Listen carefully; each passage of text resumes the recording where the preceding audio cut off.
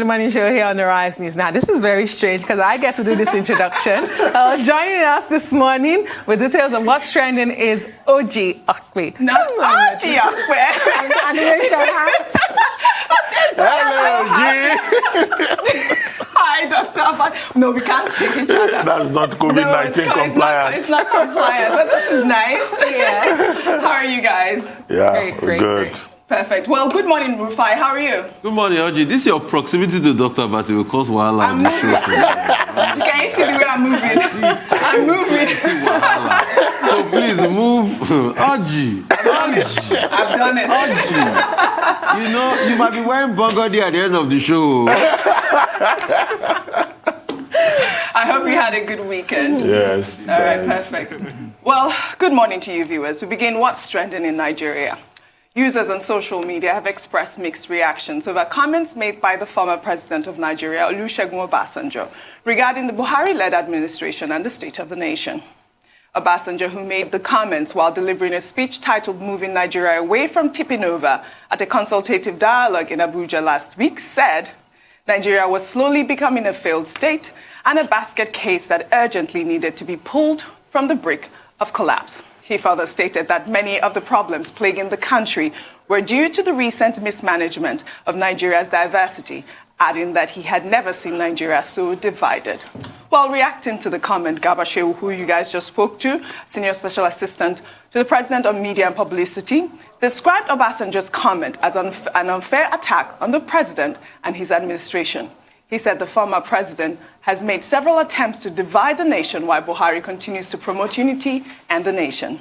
His statement, in quote, read, "From the lofty heights of Commander-in-Chief, General Obasanjo has descended to the lowly level of Divider-in-Chief."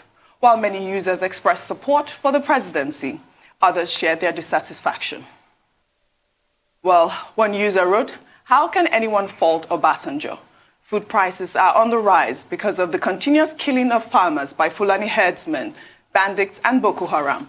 Honestly, the appointment of mostly northern unqualified Hausa Fulani Muslim as security chiefs and judiciary has affected unity and agitation." While another user pulled up a video where President Muhammadu Buhari was blaming the federal government for the insecurity and hardship in the nation during his campaign in 2015. Let's take a quick look before we come back for a discussion.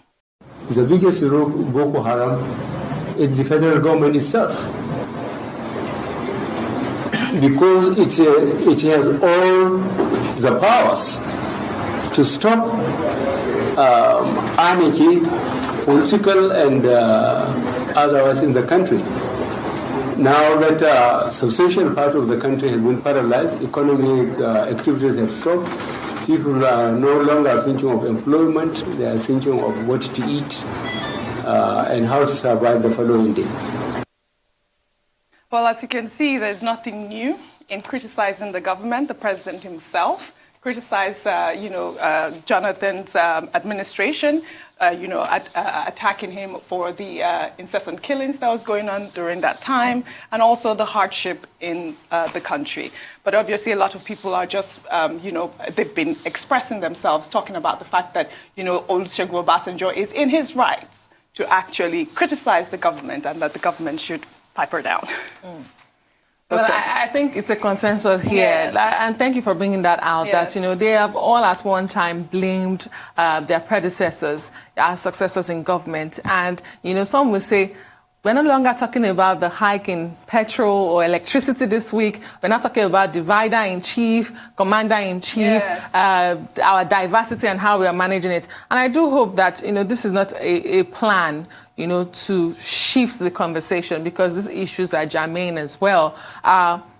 We had Garba Shehu on the show this morning, and he raised some other points, which I think many people would find very basic, to say he was at an event where you had secessionist groups, where you had fringe groups, and why didn't he invite the president? Why didn't he, contact the president directly to bring up these issues with him?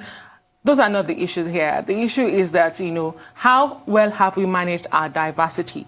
Are we more divided now than we were, say, 5 years ago before this administration? And I think the jury is out, but some people will say, the answer may just be yes. Well, there are no fringe groups in Nigeria.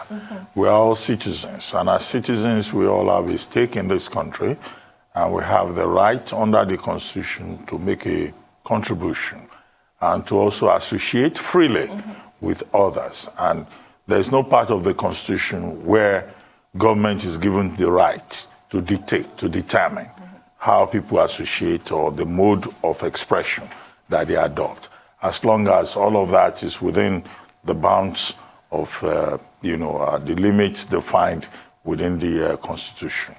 So, one, the right of President Obasanjo, whether he's a member of the Council of State or not, and how he chooses to express himself, whether through the forum or the medium of a letter, writing of letters, or at an event, a public event, that's not for government to determine. Yes. He has put his position before the public, before the government. And what is his main point? His main point is that, look, Nigeria is at a tipping point, and that Nigeria needs to be saved. Because, in his view, Nigeria is almost becoming a failed state. Yes. And he thinks that the administration has not done enough in managing diversity, and that Nigeria today remains divided. Now, he has made that point. And then he goes for that to say that in spite of that, he thinks that there is hope for integration, for rescuing Nigeria, for following other pathways beyond whatever this administration has been able to do. So basically, President Obasanjo's intervention is a call for dialogue, for a conversation again about Nigeria ahead of 2023. And his statement was very clear. Now, the ethnic nationalities cannot be called fringe groups, or if you like, the socio-cultural groups. They cannot be called fringe groups. They are stakeholders. So it's important for government to relate to the ideas, not to the person. All this talk about he's a member of Council of State, he has other avenues available to him. What did he do when he was president of Nigeria? All of that is beside the point. What he's trying to initiate is a conversation. Can we have that conversation? And every view is useful. Yes. Every view is relevant. And I think in terms of ideas, government officials just need to be a bit more tolerant, a bit more, accommodating and open to ideas. In the last week, we had the CBN issuing a rude and poorly put together statement just because a group said something that they did not agree with. Now, that is not acceptable, either at the level of an institution like the CBN or at the level of government itself. The Chinese, what do they say? They say, let all, let all flowers bloom. Let's have a conversation about the future of Nigeria. To the extent that that is the focus, then we can all be in a good place with regard to the future of our country. Very good point. Rufai, your comment on the story. We've overflogged this, so I wouldn't be giving much comment, but Dr. Abati started a flurry of Chinese quotes, so I will also just say one Chinese quote and move on. The Chinese will say, talk does not cook rice. So what it means invariably is, let's keep the talk and develop our country, and make our country the signature of all eyes, and make Nigeria better. Let's go and do the work, because talk does not cook rice. You can put it on the fire, but it will not cook it. Very good. We'll take another story. Still in Nigeria, the Kaduna State House of Assembly last week passed a bill sanctioning castration and a death sentence for rapists. The bill was passed following the amendment of the state's Penal Code Law No. 5 of 2017, based on an executive bill brought by the state governor. The previous law, which recommended life imprisonment for rapists, was changed to surgical castration, bilateral saplingectomy, and death when the victim is below 14 years. The State Assembly added that when trying a case involving a minor, the collaboration of a medical report shall be necessary. Finally, they passed this law that would, initiate a death sentence for rapists. Like I've always said, I'm always against capital punishment. But then adding castration really is, for me, unnecessary. Because, if you're going to do castration at this point, why add the death sentence? That's my take on that. Well, Dr. Batse, because I'm confused. Yes. This issue of surgical castration I have my opinion about it, Yeah. but I think I'm just going to... well, no, you can share your opinion because it is surgical castration, even with the female as well. So they do they're going acknowledge to that remove female the ovaries as well, great, correct, great, yes. great. I'm just going to wait to see the implementation of this law. Well, when the law was first proposed, it was targeted at men. Yes. And then there were complaints. So within the last week, I see that there has been a review, Adjustment, yes. including vaginectomy. Vaginectomy is a removal, that will involve female offenders, Yes. In line with Section 1 of the Violence Against Persons Prohibition Act, which is the more open law that we have with regard to unlawful assault with regard to sex. Unfortunately, the Violence Against Persons Prohibition Act applies only in the federal capital territory. But in this particular case, we're talking about Kaduna State, where the Kaduna State House of Assembly has sought to review and amend Penal Code number 5 that is operative in that state with regard to sexual assault. And you recall that this is an executive bill. The governor of the state himself, I think sometime last year, had protested that there will be need for stiffer penalties for rape. And at that time with the Busola Dakulo case, with reports about minors being violated by adults, there was a general outrage across the country. And it's not only in Kaduna State that the governor and the people were calling for not just stiffer penalties, but also a review of the criminal code and the penal code sections dealing with rape in Nigeria. So this is one development in that regard, and Kaduna State perhaps is one of the first states to go this far. Whether the governor will sign it into law is another thing. So we'll watch whether that happens. But you recall also that in the Senate, the debate was also about reviewing the laws. Senator Rose Oko and I think Senator Remi Tinubu, they led that process, saying that, look, there should be stiffer punishment. Some senators who contributed said, look, the death penalty must be adopted. At the end of the day, the Senate pulled back. Now, also at the level of the House of Representatives, the Speaker, Femi Gbajabiamila, himself led the process to say we needed stiffer penalties. I think at the time, he himself recommended castration. Castration became a popular phrase. And people were worried that, okay, you just want to castrate men. How about women who are involved in rape? But I think at the end of the day, the House of Representatives passed a bill, but I don't think... I'm not sure. I think that the House of Reps also, backed out to say, no, they were not going to go with castration. Did they back out? Yeah, they backed out. Okay, but generally all of this should be seen in the context of the fact that rape has become a pandemic in Nigeria, and there are people who are calling for the maximum punishment because of the nature of the problem, as we say it. Now, in some parts of the world, the death penalty with regard to rape is not strange. In Bangladesh, it's there. In Saudi Arabia, in Iran, if you rape, you'll be castrated. In Japan, death penalty is optional. And even in the United States, where there is this big argument about death penalty, in the states of Louisiana and Florida, death penalty is in place if the rape affects a minor. But I think that the general point... Affects a minor or causes the death of a minor. Yeah, if it's called fatal rape. Right. Fatal rape. That's the technical word for it. So you have this in different parts of the world, but let's see what happens. But what is clear is that in Nigeria, there is an agitation for stiffer penalties for rape. And I hope that people will note this. It won't be only Kaduna State that will come up with legislation. There will probably be other states. But the long-term objective is that, look, the relevant sections of the criminal code should be reviewed so that people don't think they will get away lightly with either fatal rape or, statutory rape. Rufai, are you for the death penalty? At first, I'm very happy that the conversation on rape is out there. I mean, it's a great sense of, I see with that great sense of triumphalism that at least justice is about to be done. But for me, I'm more concerned about the processes. the process of reporting rape and following through the case, no matter who is involved. And I'll give you an instance. The case we reported recently. After investigation, it took about 5 months or 6 months before the police finally charged the case of that girl with the commissioner. In some crimes, if the media had not made noise about it, that case will have been forgotten. So there are many forgotten rape cases. I think we should focus on the process. How to ensure, in fact, when somebody is raped now, what is the first thing they should do?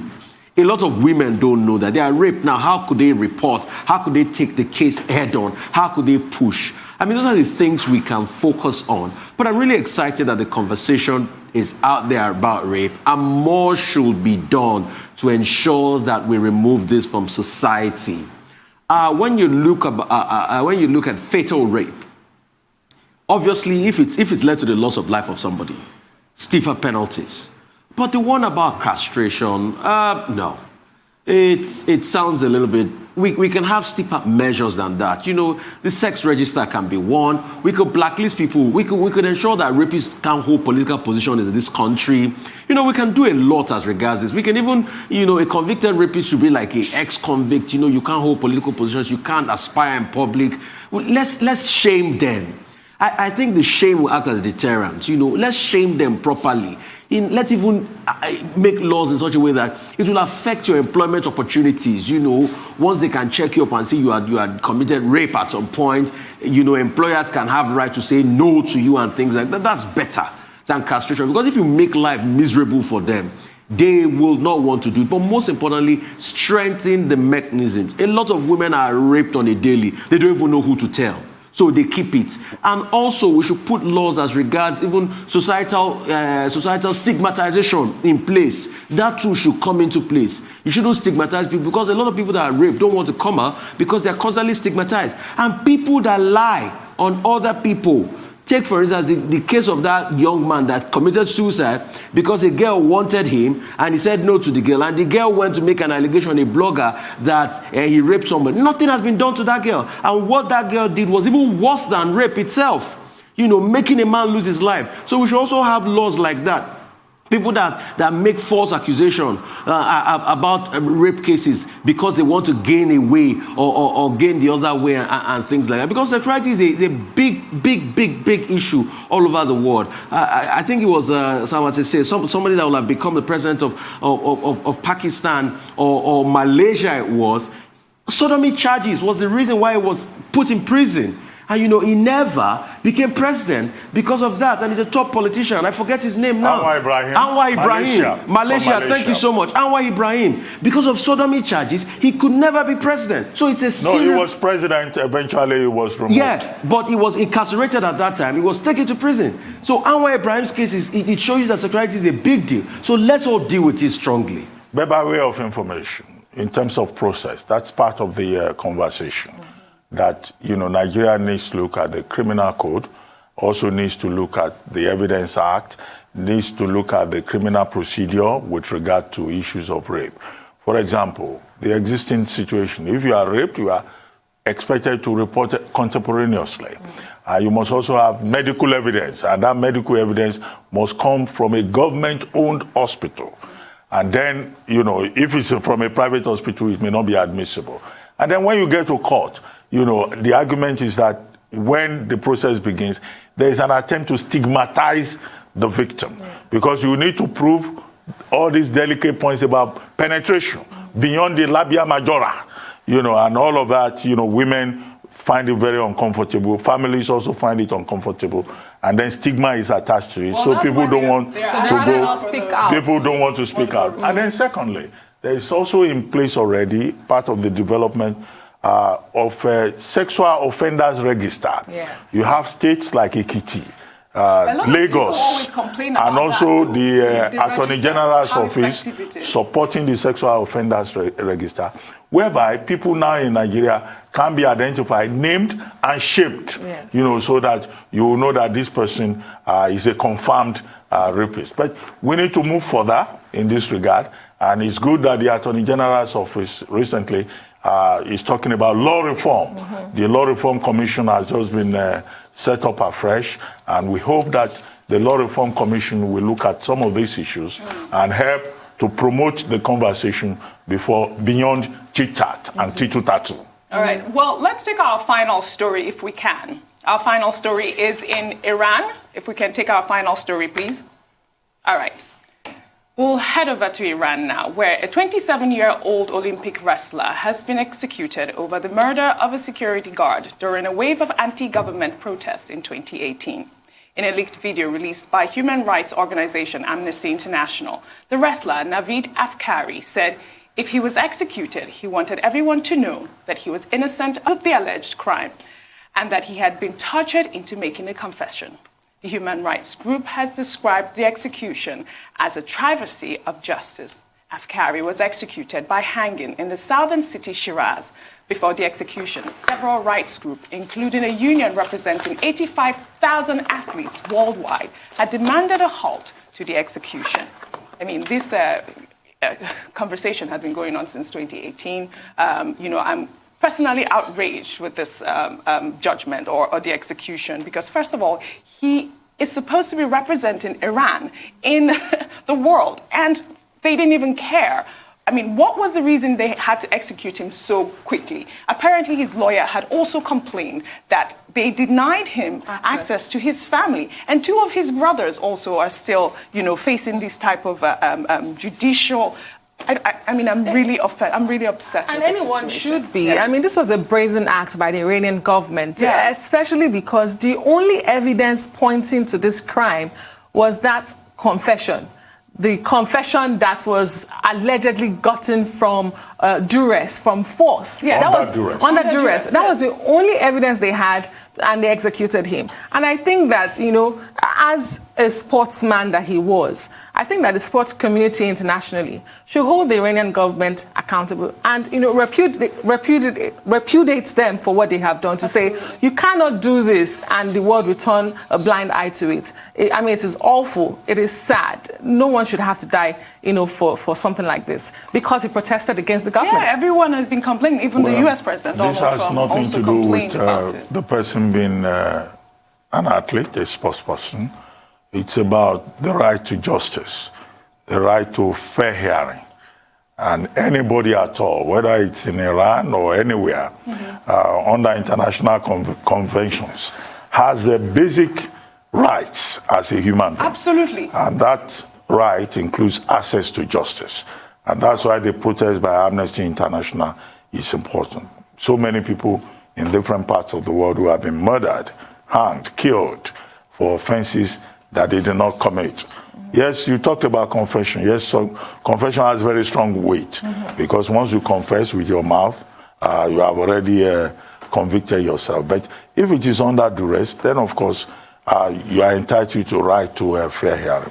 But of course, that in Iran, you have a very peculiar situation there, and some of these countries that go beyond the bounds of international law and international conventions. Even when they domesticate some of those principles, you have this kind of a situation. But unfortunately, when a man has already been executed, then of course you cannot, there's no redress. And I mentioned that he's a sports person because I feel like, Iran has crossed the line so many times. Yeah. Perhaps it's another, reference point to put deterrence, to say, you will be banned, for instance, from sporting activities. He was actually saying that while he was protesting. So we have to go now, and that's all on today's edition of The Morning Show.